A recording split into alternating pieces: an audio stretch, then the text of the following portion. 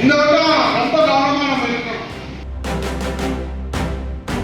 அவங்களுக்கு உளவுத்துறையில இருந்து ரிப்போர்ட் கொடுத்துட்டாங்க.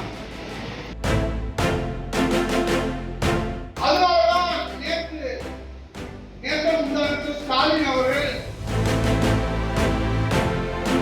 தொடர்புக்குள்ள பிடிக்க போயிட்டாங்க.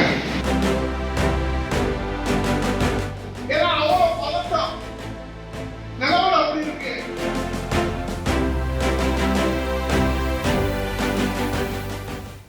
அதே மாதிரிதான் உசுர்பட்டி தொகுதியை ஸ்டாலின் அவர்கள் உளவுத்துறை நிலவரம் கேட்கிற போது கலவரமாக இருக்கிறது, இங்கே திமுக தேராது என்று இருக்கக்கூடிய மூத்த நிர்வாகிகள் அந்த கூட்டத்திலே பங்கு பெற்றவர்கள் எல்லாரும் சொல்லியிருக்கிறார். அது நம்பிக்கைதான் வாழ்க்கை. இப்ப அதனால ஸ்டாலின் என்ன செய்யறாரு? நேர் வழியில நம்ம தேர்தலை சந்திக்க முடியாது. இந்த எஸ்ஐஆர் எடுத்து நீதிமன்றத்துக்கு போயிருக்கிறார். அப்புறம் 11ஆம் தேதி போராட்டம் பண்றாங்க. ஆனா மாவட்ட செயலாளர் எல்லாருமே போய் ஓடிச்சாங்க நிற்கிறாங்க. ஒண்ணும் பிடிக்கலங்கிறான். ஆனா தாலியை கெட்டவங்கிறான். நமக்கு ஒண்ணும் புரிய மாட்டேங்குது. ஒண்ணும் பிடிச்சா வந்து தாலியை கெட்டு, பிடிக்கலையா வெளியே போ அப்படின்னு நம்ம சொல்றோம்.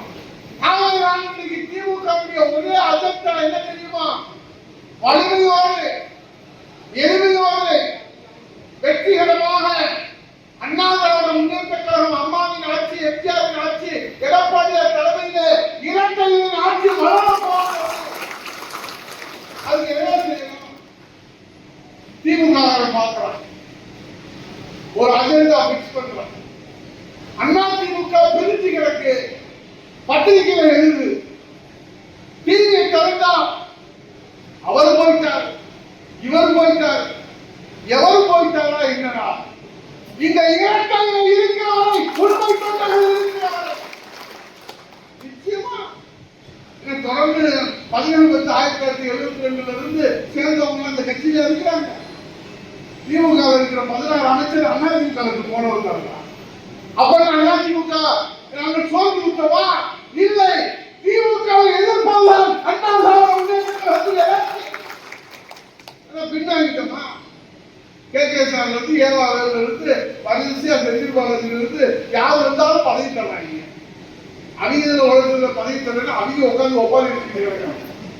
16 அமைச்சர் இங்க இருந்து திமுக இருந்து இன்னைக்கு அதிமுக இருந்து திமுக இருக்கும்.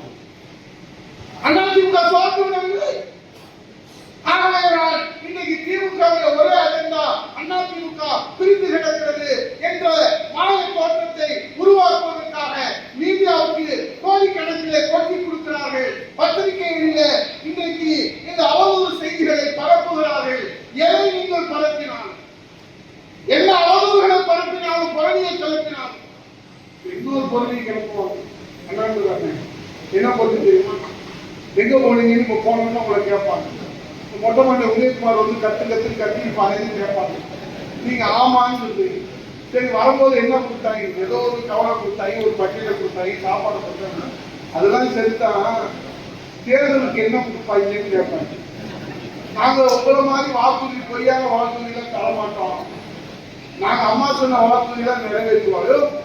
புரியாம என்ன அது என்ன அவர் சொல்லுவாங்க, நாங்க 5000 ரூபாய் கொடுக்க போறோம், நீங்க எவ்வளவு கொடுக்க போறீங்க? எனக்கு என்ன தெரியும், இப்பதான் வாரியே கொடுத்துருக்காங்க. 5000 ரூபாய் நாங்க கொடுக்க போறோம். அப்ப என்ன பண்ணுவீங்க? இவர் பாப்பாரு, இப்பதான் போலான்னு பார்த்தா நீங்க 5000 கொடுக்குறேன்னு சொல்றாங்க.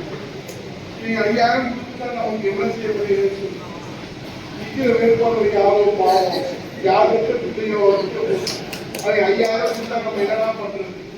ஒரு மன்னன் இப்ப சொல்ற எழுதி வச்சுக்க பத்திரத்துல கைது சொல்ற 5000 50,000 கொடுத்தாலும் உசுர வெட்டியில இரட்டை